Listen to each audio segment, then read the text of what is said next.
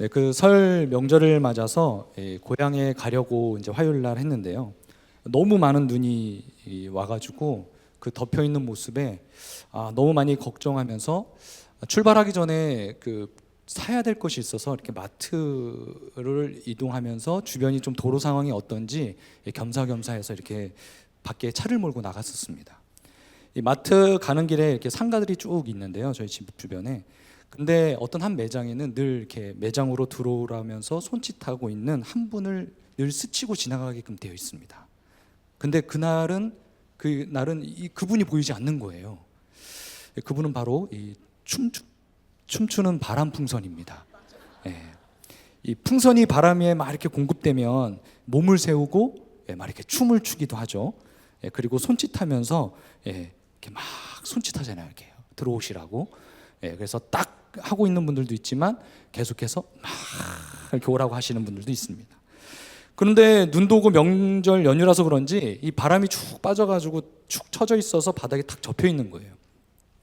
그래서 어제 다시 길을 지나가다 보니까 그분은 다시 그 자리를 지키면서 반갑게 들어오라고 손짓하고 있었습니다. 그러면서 생각이 들었습니다. 이 풍선이 일어서고 움직이게 만드는 것이 무엇이죠? 바람이었죠. 물론 이 바람과 같은 건 아니지만 성경에서 하나님이 우리를 지으실 때 흙으로 만드시고 무엇을 불어넣으셨죠? 그분의 생기를 우리 코에 불어넣으셨습니다. 그래서 사람이 생명체가 되었고 산 존재가 되었다라고 성경은 말씀하고 있습니다. 그래서 성경에서 같은 단어는 아니지만 같은 의미로 쓰인 이런 바람, 호흡이라는 그 의미들이 있는데 하나님의 영, 그리고 특별히 이 하나님의 영을 성경은 성령이라고도 이렇게 부릅니다. 그래서 성령을 이 구약에서는 히브리어로 루하라고 이렇게 부르고 있어요. 그리고 신약에서는 헬라어로 푸뉴마, 많이 들어보셨을 거예요. 푸뉴마라고 부릅니다. 즉 바람, 호흡, 생명의 호흡, 숨을 다 의미하는 것이죠. 즉 하나님의 호흡과 하나님의 바람, 하나님의 영은 생명이 있고 그리고 일어서게 하는 능력이 있는 것입니다.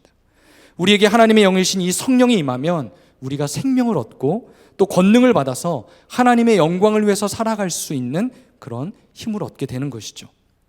이 새해라는 기대와 희망을 품고 있지만 우리에게 어제의 고난과 어려움이 여전히 우리의 삶의 연속성상에 놓인 그런 삶의 영역들이 쫙 있습니다. 하나님이 나를 부르시고 보내신 그 사명의 자리가 멈춰 있거나 힘을 잃어서 포효하고 있기도 합니다. 오늘 말씀은 이런 삶의 현장에서, 그런 영역에서 어떻게든 살고자 몸부림치고 허우적거리고 있는 이 하나님의 사람들에게 하나님의 일이 어떻게 성취되는지를 보여주시고 또 다시 일어설 수 있도록 우리를 도전하고 있는 말씀입니다. 그렇다면 환상을 통해서 나와 또 우리 교회에게 주시는 이 도전하시는 교훈은 무엇일까요? 먼저 이 본문의 배경이 되는 이스라엘 사람들, 이스라엘 백성들의 삶의 정황을 보면 남유다가 바벨론에 의해서 이미 멸망을 당했습니다. 그러나 그 긴 시간이 지나서 하나님의 은혜로 70년 만에 다시 이 바사왕 고레스의 칙령에 의해서 예루살렘으로 귀환하는 그런 은혜를 받습니다. 그런데 이것은 단지 고향 땅으로 돌아오면 된다라고 하는 것으로 끝나지 않습니다. 거기 안에는 황폐하게 무너졌던 그 예루살렘을 다시금 재건하라고 하는 하나님이 주신 사명도 있는 거예요. 하나님이 은혜로 부르시고 보내셔서 이스라엘 백성들은, 남유다 백성들은 희망과 소망이 있었습니다. 하지만 예루살렘 성전을 재건하는 일은 시작부터 난관이었어요. 기대가 두려움이 되고 그리고 희망이 절망이 되었습니다. 왜냐하면 경제적으로는 먹고 사는 것부터 문제가 시작됐습니다. 폐허가 된 땅에 소산을 얻는 것이 거의 불가능할 지경이었습니다. 그리고 정치적으로는 바사 총독, 다뜨네, 스탈보스네 이런 사람들이 성전 재건을 방해하기 위해서 왕에게 계속 상소를 올려서 결국은 그 성전 재건을 멈추게끔 명령이 떨어지기도 합니다. 사회적 환경적으로는 주변에 있었던 사마리아인들과 주변 이방인들이 계속해서 지속적인 위협과 방해를 했던 그런 시기였어요. 또한 당시 이 성전 재건에 앞장섰던 대제사장 여호수아나 여기 등장하는 스부바벨이나 이 책을 기록한 스가랴 같은 지도자들이 정말 공격이 내외적으로 점점 더 거세지고 있는 그런 상황이었습니다. 이로 인해서 백성들 사이에 좌절과 상처와 상실감이 덮고 있었죠. 한마디로 당시 상황은 자포자기, 그런 자포자기의 상황이었습니다. 그때 하나님은 스가랴에게 환상을 보이시고 스룹바벨을 통해서 앞으로 하나님이 행하실 일들을 어떻게 이루실지를 확증하면서 보여주시고 있는 환상입니다. 오늘 스가랴가 본 이 환상은 8개의 환상 중에서 5번째 환상이에요. 그래서 순금 등잔대와 이 두 감람나무의 환상을 보이십니다. 그렇다면 이 환상을 통해서 우리에게 주시는 하나님의 도전은 무엇일까요? 바로 첫 번째로 빛이신 주 안에 거하라라는 것입니다. 하나님이 뜻하신 이 성전 건축은 단순히 성전을 건축하는 데 있지 않습니다. 스가랴서 1장에서 가장 처음에 하나님께서 이스라엘 백성들에게, 귀환한 이 남유다 백성들에게 요구하신 것이 무엇이냐면 하나님께 돌아오라입니다. 하나님께로 먼저 돌아가는 것이 남유다 백성들이 사는 길이에요. 왜냐하면 성전 자체가 그들의 신앙을 지켜주는 것이 아니지 않습니까? 그들의 영원한 생명을 지켜줄 수 없는 것이기 때문에 하나님은 나에게로 돌아오라라고 먼저 초대하십니다. 우리가 하나님의 일이라는 미명하에서 좋은 계획들을 세울 수가 있습니다. 그리고 인력과 물질을 확보하는 것은 어떤 일을 진행하는 데 있어서 꼭 필요한 일일 수가 있어요. 그러나 하나님의 일을 성취하는 데 있어서 하나님의 방법은 세상적인 것과 다른 영적인 면이 있다라는 것, 하나님의 손길이 반드시 있어야 되는 것을 말씀하고 있는 겁니다. 환경과 신앙이 무너짐으로 그 백성들에게 어둠이 엄습하고 앞이 보이지 않을지라도 하나님의 일을 성취하는 그 성취는 우리 가운데 임재하시는 빛이 있을 때 어둠이 물러가고 하나님이 뜻하신 일들이 분별되어져서 그 일들을 가능하게 만드시는 거죠. 그래서 그것을 1절 3절에서 이 등잔대의 비유로 말씀하고 있는 겁니다. 그래서 1절과 3절 쭉 말씀해 보시면 한번 같이 읽어보겠습니다. 함께 읽겠습니다. 시작. 내게 말하던 천사가 다시 와서 나를 깨우니 마치 자는 사람이 잠에서 깨어난 것 같더라. 그가 내게 묻되 내가 무엇을 보느냐? 내가 대답하되 내가 보니 순금 잔대가 있는데 그 위에는 기름 그릇이 있고 또 그 기름 그릇 위에 7 등잔이 있으며 그 기름 그릇 위에 있는 등잔을 위해서 7관이 있고 그 등잔대 곁에 2 감람나무가 있는데 하나는 그 기름 그릇 오른쪽에 있고 하나는 그 왼쪽에 있나이다 하고, 하나님께서는 지금까지 이 성전 건축과 예루살렘의 회복, 그 번영의 약속을 환상 가운데 보여주셨습니다. 그리고 그렇게 보여주신 것처럼 그 연결선상에서 천사가 스가랴를 다시 찾아와서 그를 깨웁니다. 근데 어쩌면 성전 건축을 방해하는 이런 악재들로 인해서 스가랴 스가랴뿐만 아니라 지금 등장하고 있는 수룹바벨조차도 어쩌면 한계에 도달하고 있었을지도 모르겠습니다. 이스라엘 백성들은 다시 시작하고자 하는 그런 마음까지도 다 사라졌을지도 모르겠습니다. 그때 스가랴를 깨우신 거예요. 여기서 깨우다라는 그 히브리어 동사 우르는 대개 어떤 행동을 취하도록 감동시키거나 고무시키는 문맥에서 주로 사용되었습니다. 그렇게 본다면 이제 스가랴가 어떤 행동을 취하고자 이 고무되고 감동된 상태임을 깨어나다라고, 깨우다라고 이렇게 사용한 거죠. 그렇다면 무엇에 감동되어 있는 것입니까? 스가랴는 하나님의 말씀을 지금 당장이라도 선포해야 되겠다는 마음에 이미 감동된 거예요. 왜냐? 좀 더 구체적으로 보면 하나님이 친히 꺼지지 않는 빛이 되어서 지금 예루살렘에 임재하실 것입니다. 그러므로 성전은 다시 건축되고 완성되어질 것이라는 것을 선포하는 그런 기대와 감동이 있었던 거예요. 하나님은 아직 볼 수도 없는, 세워지지도 않은 그 성전을 이야기하지만 그보다 먼저 자신의 임재를 의미하는 바로 성전의 빛이 되어 주신다라고 하는 환상으로 성전 재건이 어떻게 진행될지 확증해 보여주시는 겁니다. 그 확증이 바로 순금 등잔대와 2 감람나무의 환상에서 보여진 것이죠. 이 스가랴가 본 순금 등잔대는 모세 시대의 성막의 안에 있었던 것입니다. 그리고 솔로몬 시대의 성전에도 들어가 있었던 것이죠. 이스라엘 백성들에게 있어서는 지금도 굉장히 중요한 물건입니다. 그래서 국회의사당 마당에 보면 이런 메노라가 쫙 있어요. 물론 성전 안에 있는 메노라가 저런 모양인지는 잘 모릅니다. 그리고 크기도 다르죠. 저는 크게 만들었죠. 이 성전에 있었던 이 메노라와 이 본문 말씀은 유사하긴 합니다. 그런데 완전히 일치하지는 않는 모습인 것 같아요. 이 환상을 좀 보면 제가 번역본을 다 보았는데요. 번역본을 볼 때마다 더 헷갈립니다. 막 이렇게 그려봐도 헷갈려요. 그래서 환상을 좀 정리하면 순금 등잔대를 중심으로 두 감람나무가 오른쪽 왼쪽에 있어요. 근데 나무에 연결된 관을 통해서 순금 등잔대 꼭대기에는 기름을 담는 그릇이 있습니다. 그리고 그것을 연결한 7가의 관을 통해서 그리고 등잔대로 연결되어서 빛을 내고 있는 그런 장면인 거예요. 이게 도대체 어떤 의미일까요? 잘 그려지십니까? 사실 이 정확한 이미지를 구현하는 것은 쉽지 않지만 대략 이런 그림이 아닐까 이렇게 생각이 되어졌습니다. 나무에 계속해서 공급되는 관이 있고 그 관을 따라서 큰 주발이 있고 그리고 그 주발에 담겨진 기름이 각각의 촛대에 쫙 공급되는 모습이겠죠. 이 메노라는 하나님께서 임재하시는 성소를 비추는 유일한 빛입니다. 즉 전통적으로 메노라는 하나님께서 비추시는 진리와 빛을 상징하고 있어요. 구속자적으로 보면 어둡고 죄 많은 세상 가운데 오신 예수 그리스도를 상징하기도 합니다. 예표하는 것이죠. 그리고 이 스가랴는 이 순금 등잔대 외에도 두 감람나무를 보았습니다. 그래서 3절에 기록되어 있죠.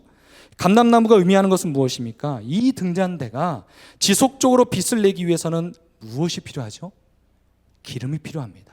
근데 그 기름이 어디서부터 나오냐면 바로 감람나무, 우리가 알고 있는 올리브 나무에로부터 기름이 계속 나오는 거예요.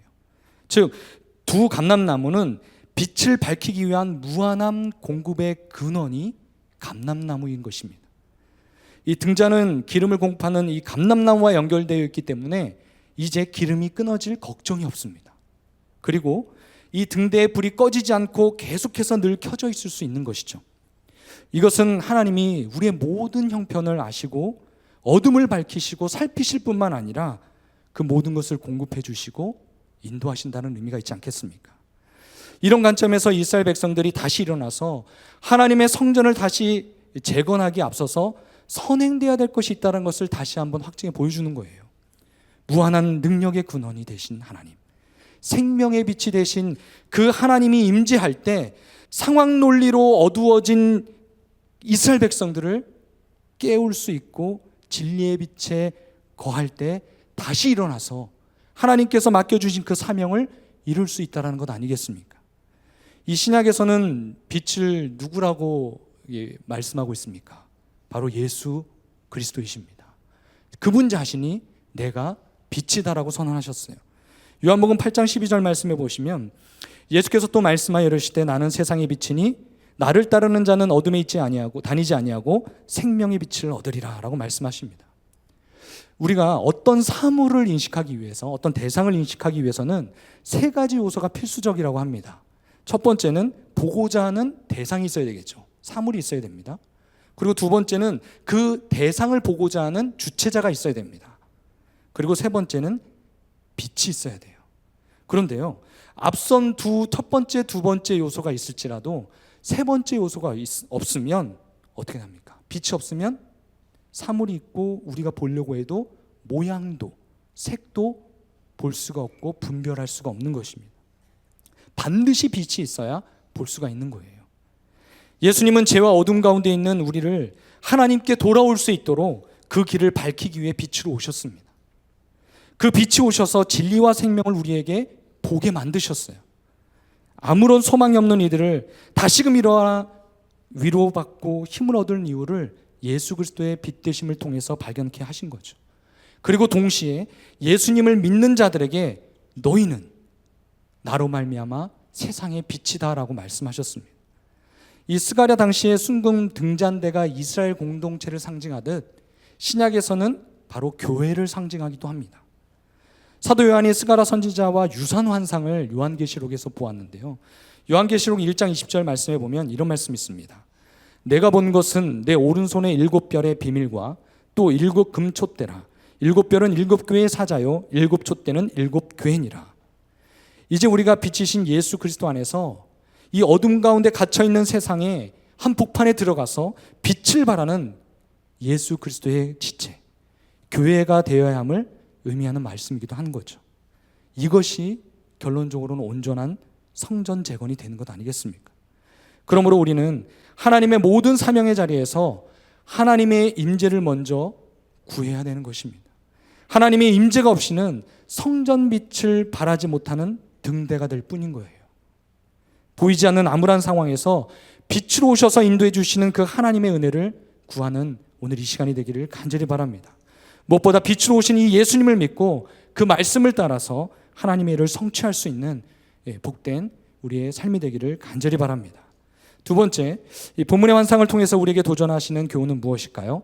바로 성령을 의지하라는 것입니다. 당시 이스라엘 백성이 마주한 현실 앞에 이 하나님이 맡기신 사명을 잃어버리고 실천한 의지마저도 상실한 사람이 다시 회복해서 일어나려면 무엇보다 성령의 기름 부으심이 가장 필요하다고 말씀하시는 겁니다. 6절 7절 말씀에 보면 이렇게 말씀합니다. 한번 같이 읽을게요. 시작.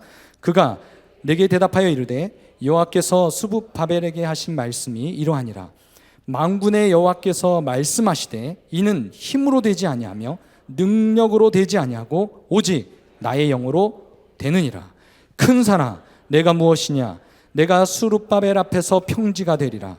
그가 머릿돌을 내려놓을 때에 우리가 외치기를 은총이 그에게 있을지어다 하리라 하셨고, 오직 하나님의 영, 이 성령으로 성전 재건을 할 수 있는 것처럼 우리가 사명의 자리로 다시 일어나서 나아가게 만드는 그 힘, 그것은 우리가 알고 있는 인간의 힘이라든지 우리의 어떤 능력이 아니라 오직 어디에 있다?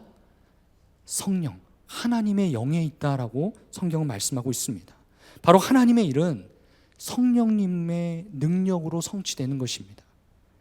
이스라엘 백성들이 예루살렘으로 귀환해서 처음부터 성전 재건을 시도하지 않은 게 아니에요. 우리가 고향에 돌아가면 다시금 하나님의 성전을 재건하겠습니다. 그리고 그 성전을 재건해서 그 안에서 하나님을 예배하고 하나님의 영광을 선포하겠습니다. 그런 마음이 있었어요. 그리고 그 다짐을 가지고 성전 재건을 시도했습니다. 그러나 귀환한 뒤에 시도했던 이 성전 재건은 여러 방해 요소들로 인해서 지금 멈춰져 있는 거예요. 에스라 4장 4절 5절에 보시면 정말 악의적인 집요한 방해가 있었다는 것을 우리가 볼 수가 있는데요. 이렇게 말씀합니다. 이로부터 그 땅 백성이 유다 백성의 손을 약하게 하여 그 건축을 방해하되 바사왕 고레스의 시대부터 바사왕 다리오가 즉위할 때까지 관리들에게 뇌물을 주어 그 계획을 막았으며, 처음 성전 재건을 하지 못했던 이유가 당장 먹고 살 문제도 있었고 물리적인 준비 상황이 부족한 부분도 있었지만 성전 재건을 방해하는 엄청난 제국의 힘이 맞물려 있었습니다. 대적들이 관리들에게 뇌물을 주어서 방해까지 했습니다. 그리고 왕에게 이스라엘 백성들이 반역을 꾀할 수 있다는 그런 조소를 올려서, 상소를 올려서 결국 성전 재건을 멈출 수밖에 없게 되었던 것이죠. 하나님이 하라고 하셔서 목숨 걸고 이제 귀향하면서 소망을 가지고 예루살렘에 돌아왔을 뿐만 아니라 하나님의 성전을 재건하는 그 일은 내 일도 아니고 하나님을 위한 일인데 무엇 하나 이룬 것이 없는 거예요. 왜 하나님이 일을 이루시는데 이렇게 어려움과 고난 허락하시고 지연시키는 것일까요? 아마 이런 질문들이 있었을 거예요. 그러면서 얼마나 절망감에 빠져 있었겠습니까? 그때 만군의 여호와 하나님께서 스가랴에게 말씀하신 거예요. 그 말씀이 6절 7절의 말씀인 겁니다. 이는 힘으로 되지 아니하며 능력으로 되지 아니하고 오직 나의 영으로 되느니라. 큰 산아 내가 무엇이냐? 내가 스룹바벨 앞에서 평지가 되리라. 그 무리들이 마지막에 외칠 거예요. 하나님의 은총입니다. 하나님의 은혜입니다.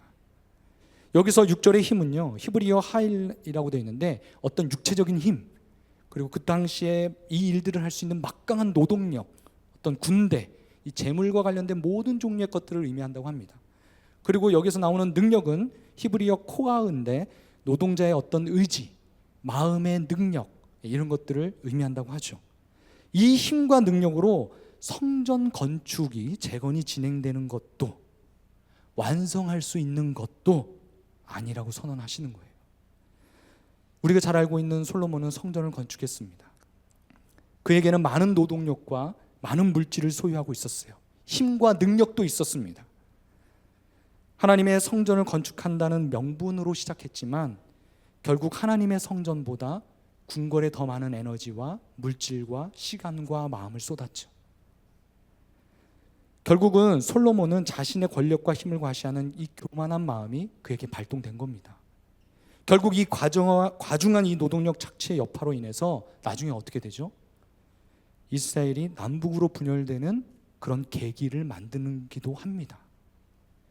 본문은 진정한 성전 재건이 인간의 힘이나 노력으로 완성되는 것이 아니라고 강조하고 있는 것이죠.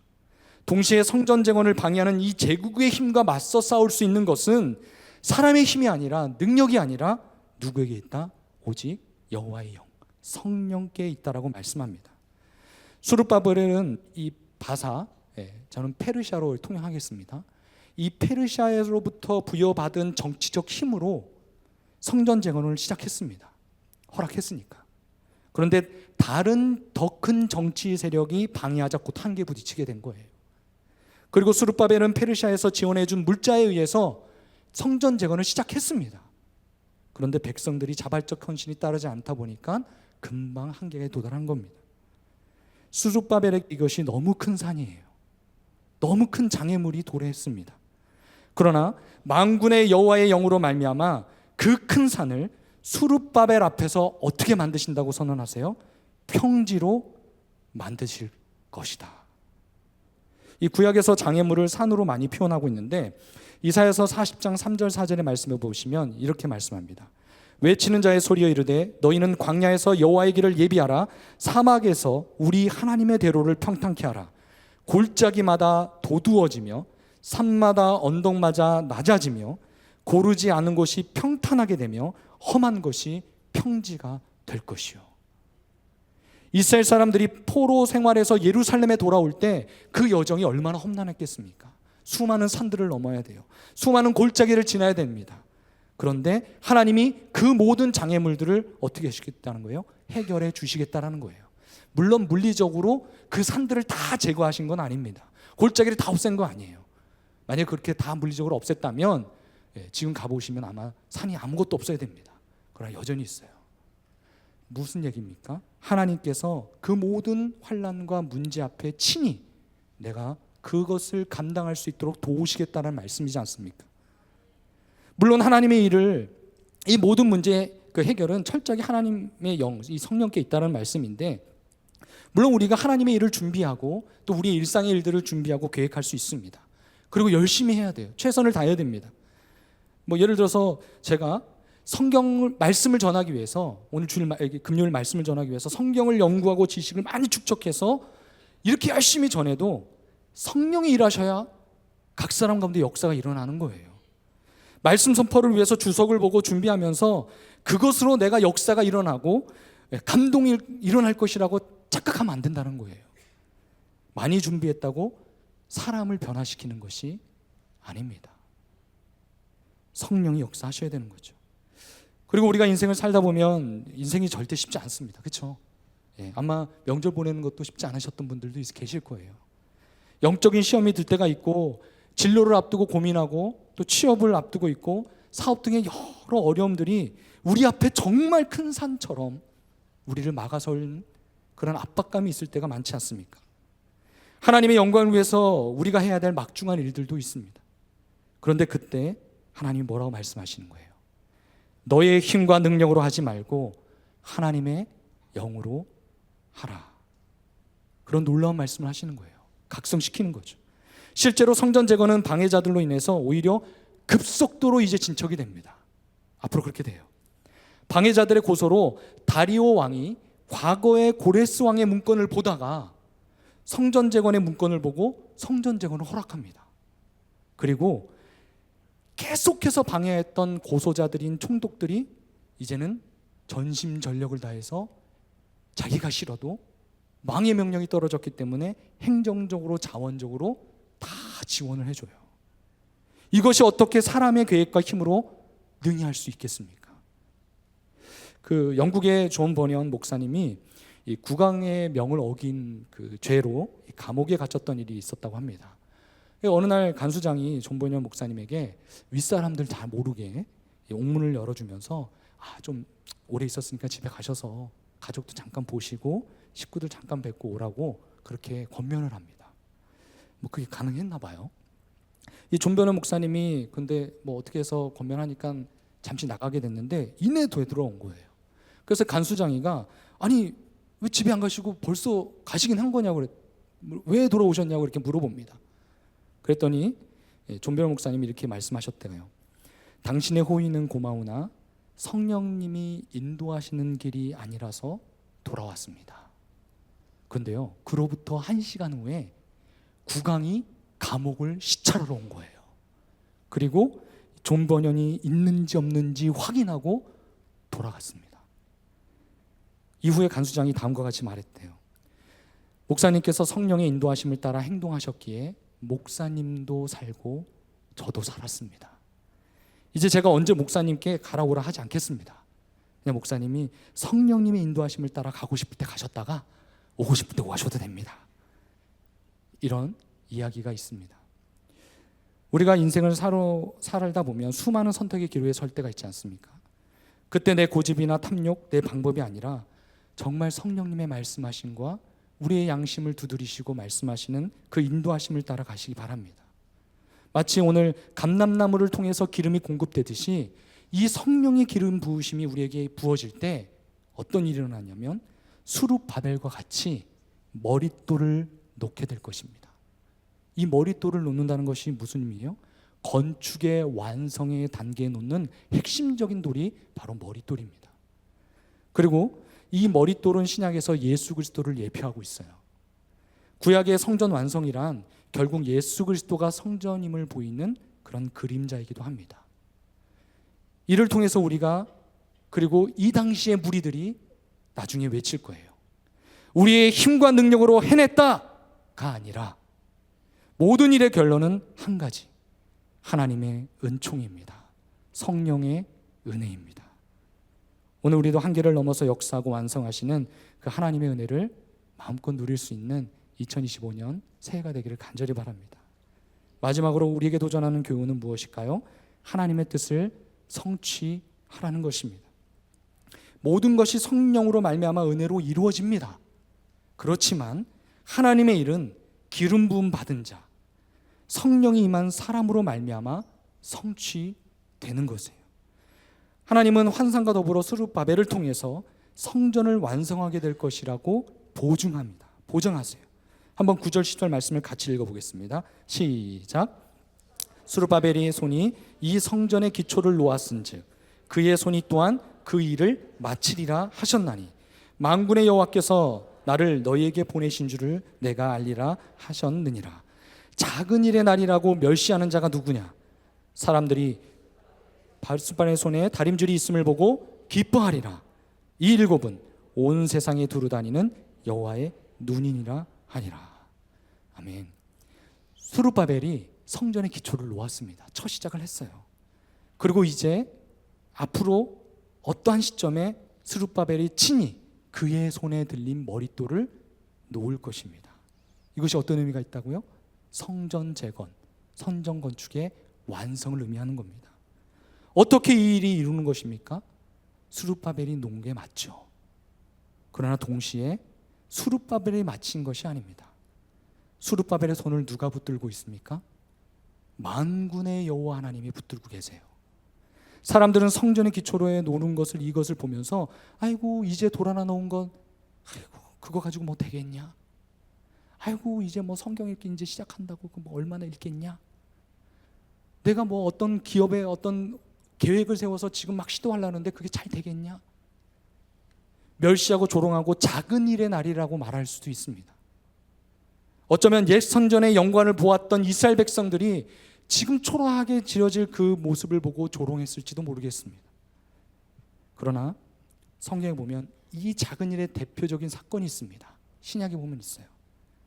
유대 지도자들과 로마 제국의 힘에 예수님이 갈보리 십자가 달려 돌아가셨죠. 당시 세상의 관점에서 보면 십자가형은 가장 저주스럽고 아주 당하기 싫은, 거부하고 싶은 형벌입니다. 십자가에 달린 예수님은 그 모습만 보면 자랑할 만한 것이 아무것도 없어요. 그곳에는 아름다운 것도 없습니다. 정말 초라하고 보고 싶지도 않은 모습이에요. 그런데 그 작은 일이 온 세상을 구원하는 엄청난 결과를 만들어내지 않았습니까? 하나님은 이 작은 일, 그 작은 첫 시작을 통해서 하나님의 나라에 큰 역사를 이루시는 분이십니다. 우리 교회는 아직 시작하지 않았지만 2월 3일부터 이제 4대 담임 목사님 청빙을 위한 40일 릴레이 금식 기도회를 시작할 겁니다. 이 역시 세상의 관점에서 볼 때, 아니 사람들을 찾고 유능한 사람들을 찾고 해야지 뭔 기도하고 있냐, 이럴 수도 있어요. 작은 날이라고 할 수도 있겠죠. 그러나 이것은 결코 작은 일의 날이 아닙니다. 우리가 기도하기 시작할 때 환상을 보게 하실 것이고, 우리가 기도하기 시작할 때 사람의 마음을 성령께서 감동시키실 거예요. 그리고 힘과 능력이 아닌 성령의 역사로 모든 과정을 가장 선하고 완전하게 이루실 것입니다. 수룹바벨의 손에 무엇이 들려 있습니까? 다림줄이 들려 있어요. 이 다림줄은 건축할 때 사용하는 것으로 길이를 재기도 하고 그 건축물이 바로 세워질 수 있도록 하는 기준이 됩니다. 즉 하나님의 뜻에 따라 성정은 정확하게 완성될 거예요. 그리고 이를 보고 이스라엘 백성들이 기뻐할 겁니다. 얼마나 기뻐요. 성전 재건의 사명은 수룹바벨 혼자만의 사역도 아닙니다.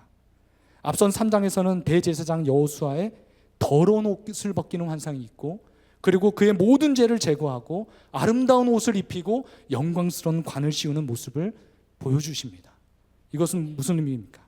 하나님이 대제사장으로서의 직분을 그에게 부여하시고 그에 따라 성전 재건을 위해서 사명을 다하라고 세워주신 거예요. 그런 의미에서 이 순금 등잔대 양옆에 있는 두 감람나무의 의미는 스가랴가 무엇을 의미하는지 몰랐지만 또 친절하게 천사가 알려주죠. 이에 대한 천사의 답변이 13, 14절에 있는데요. 이렇게 얘기합니다. 그가 내게 대답하여 이르되 내가 이것이 무엇인지 알지 못하느냐 하는지라. 내가 대답하되 내 주여 알지 못하나이다 하니 이르되 이는 기름 부음 받은 자 둘이니 온 세상의 주 앞에 서 있는 자니라 하더라. 두 감람나무는 뭐라고 얘기하시죠? 기름 부음 받은 자 둘이라고 말씀합니다. 구약에서 기름 부음을 받는 자들의 그룹이 있습니다. 첫째, 왕. 둘째, 제사장. 셋째, 선지자입니다. 그렇다면 기름 부은 자 둘은 누구를 의미할까요? 많은 해석자들은, 대다수는 이 수룹바벨과 지금 대제사장 여호수아라고 얘기하고 있어요. 수룹바벨은 정치 지도자인 총독입니다. 이 사람은 다윗 왕의 혈통이에요. 왕가의 자손입니다. 여호수아는 종교 지도자로서 이 제사장의 직분을 가진 자이죠. 이 두 사람이 주 앞에 서 있어요. 이 주 앞에 서 있다는 것은 주님이 그들과 함께 하고 있다는 의미와 동시에 주와 함께 두 사람이 지금 하나님의 일을 성취하고 있다는 것입니다. 이 두 사람의 연합된 사역으로 일들이 이제 이루어질 거예요.